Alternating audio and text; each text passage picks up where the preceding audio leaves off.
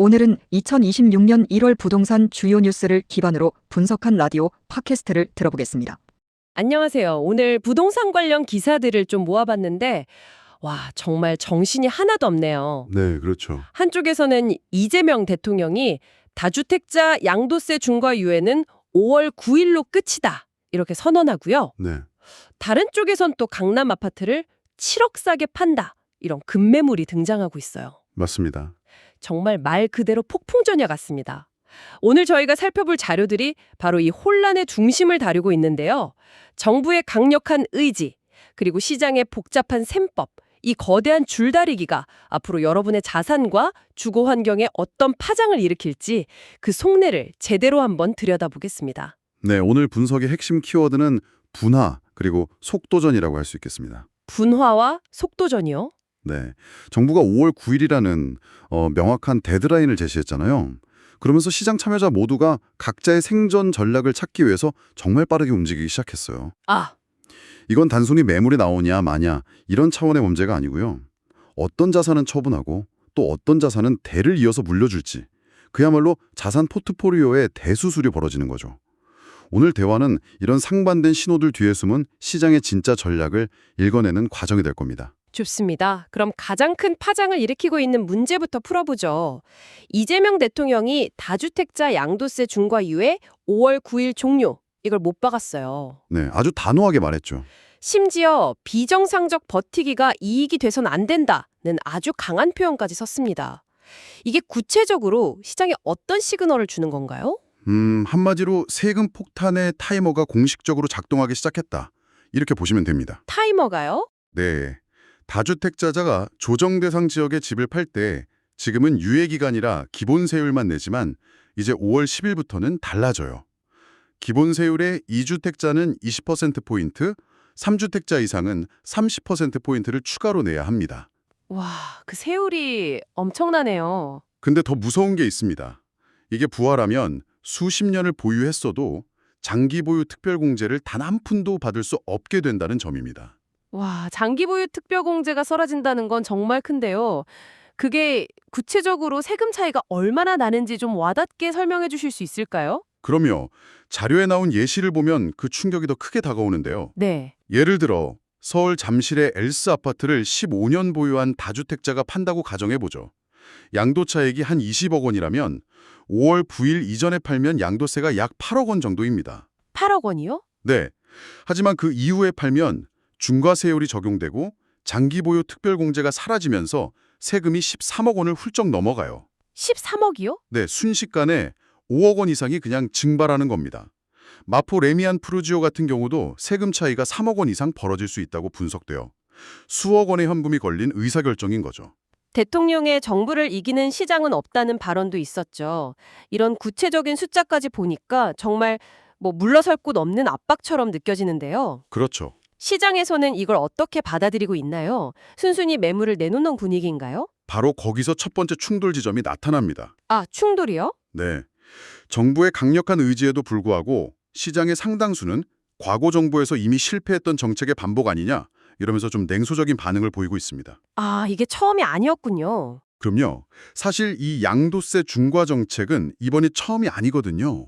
과거 노무현 정부 시절에도 강력하게 시행됐었는데 시장에 학습 효과라는 게 남아있는 겁니다. 학습 효과요? 네, 당시에도 결국 다주택자들이 매물을 거둬들이면서 극심한 매물 잠김 현상이랑 집값 추가 상승을 경험했기 때문에 이번에도 버티면 결국 이긴다. 이런 심리가 시장 한편에 깊게 자리 잡고 있는 거죠. 정부의 의지와 시장의 기억이 정면으로 부딪히고 있는 형국입니다. 그렇군요.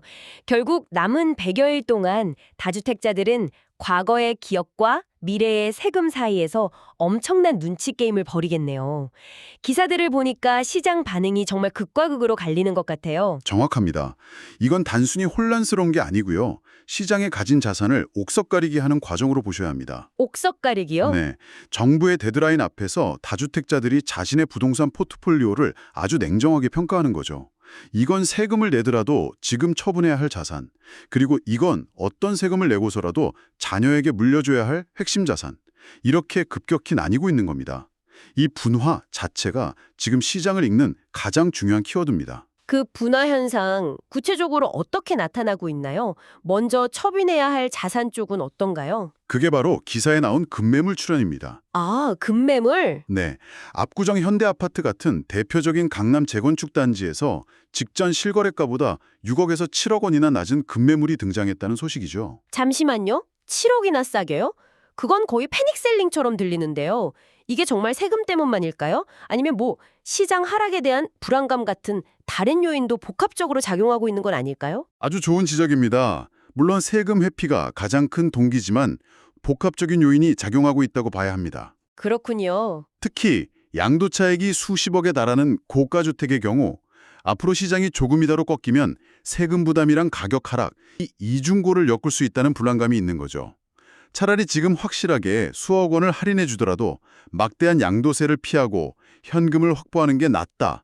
이런 전략적 판단이 깔려 있는 겁니다. 아, 주로 양도차익이 상대적으로 적은 강북이나 경기권에서 이런 급매물이 드러날 가능성이 크다고 시장은 보고 있습니다. 알겠습니다. 그럼 반대편, 즉 물려줘야 할 핵심 자산 쪽의 움직임은 어떤가요? 그 흐름이 바로 증여로의 선회입니다.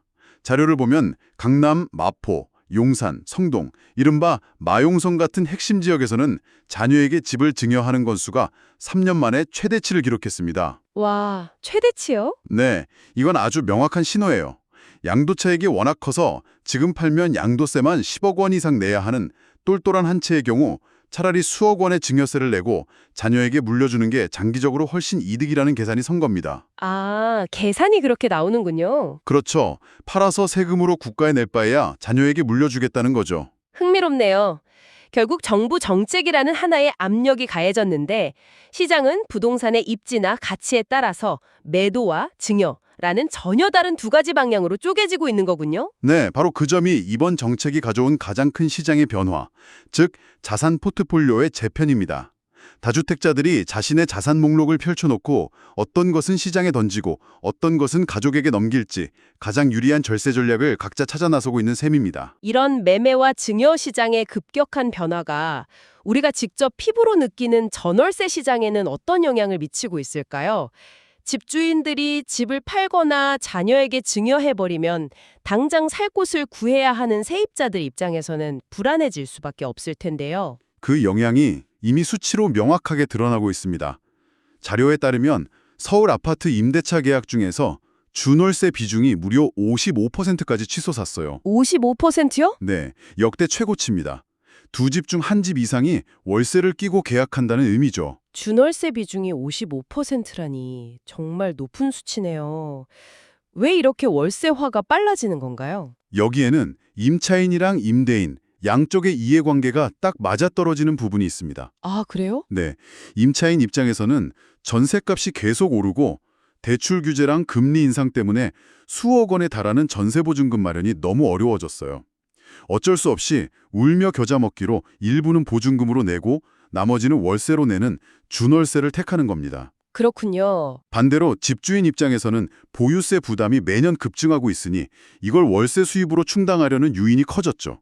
결국 정부가 집주인에게 부과한 보유세 부담이 월세라는 형태로 세입자에게 전가되는 흐름이 가속화되고 있다고 볼 수 있습니다. 결국 정부의 정책이 기존 주택 시장을 이렇게 흔들고 있으니까 시장 참여자들은 당연히 다른 돌파구를 찾게 되겠네요. 맞습니다. 정부는 정부대로, 시장은 시장대로 새로운 공급 방식을 모색하기 시작한 것 같은데 기사에서 언급된 모듈러 주택과 통합 재건축이 바로 그 예시인가요? 네, 맞습니다.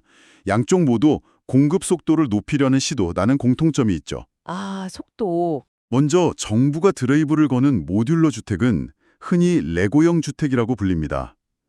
공장에서 벽체, 창호, 배선 같은 주요 구조물을 한 60에서 80% 정도 만들어 와서 현장에서는 조립만 하는 방식이에요. 아, 거의 조립만 하는 거군요. 네.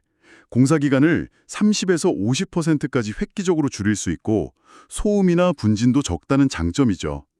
이재명 대통령이 직접 언급하면서 특별법 제정의 속도가 붙었고요. LH를 통해 연 3천 가구 이상 공급될 계획입니다. 그렇군요. 그럼 통합 재건축은 시장에서 자발적으로 일어나는 현상인가요? 네, 이건 철저히 시장의 자구책입니다. 자구책이요? 네, 최근에 원자재 가격이랑 인건비가 폭등하면서 공사비 부담이 엄청나게 커졌어요. 어지간한 단지는 재건축을 해도 사업성이 안 나오는 상황이 된 거죠. 그래서 여러 아파트 단지가 아예 하나로 뭉쳐서 수천 세대의 대단지로 개발하는 방식이 등장한 겁니다. 아, 따로따로 하는 게 아니라요. 그렇죠. 강남, 목동, 분당 같은 일기 신도시에서 확산 중인데 규모의 경제를 통해서 사업성을 높이려는 거죠. 규모의 경제라면 구체적으로 어떤 이점이 있는 건가요? 대단지가 되면 일단 시공사와의 협상에서 훨씬 유리한 고지를 점할 수 있습니다. 공사비를 낮추거나 더 좋은 조건을 제시받을 수 있죠. 또 일반 분양 물량을 더 많이 확보해서 조합원들의 분담금을 낮추는 효과도 기대할 수 있고요. 규제라는 벽 앞에서 시장의 스스로 생존 방식을 찾아 진화하고 있는 모습이라고 할 수 있습니다. 자, 그럼 이 모든 걸 종합해 볼 시간인 것 같습니다.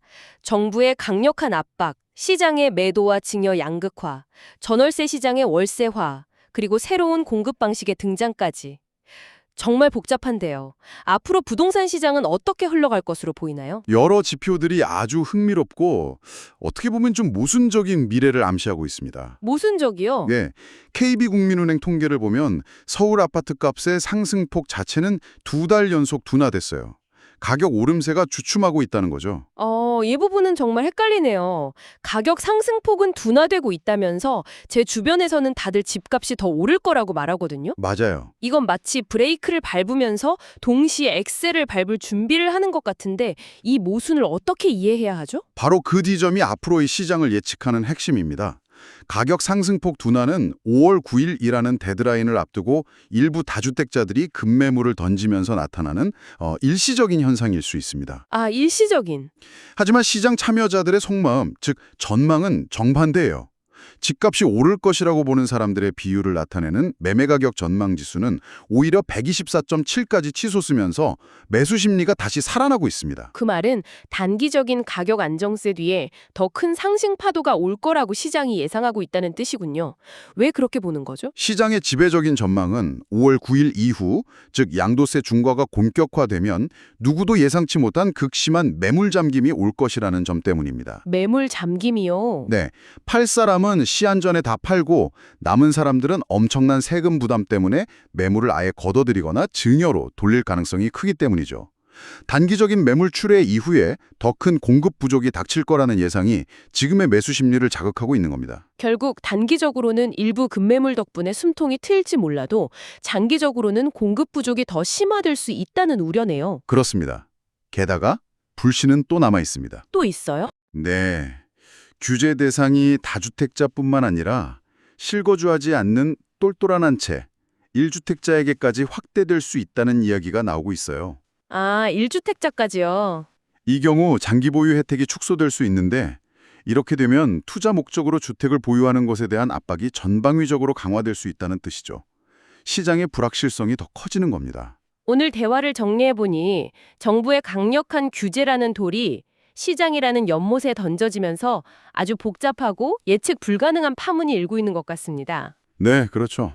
5월 9일 이전까지는 매물이 일부 나오겠지만 그 이후에는 극심한 공급 위축이 올 수 있다는 상반된 전망이 팽팽하게 맞서고 있네요. 네, 오늘 우리가 함께 살펴본 자료들은 마지막으로 우리에게 아주 중요하고 어쩌면 조금은 불편한 질문 하나를 던지고 있습니다. 어떤 질문이죠?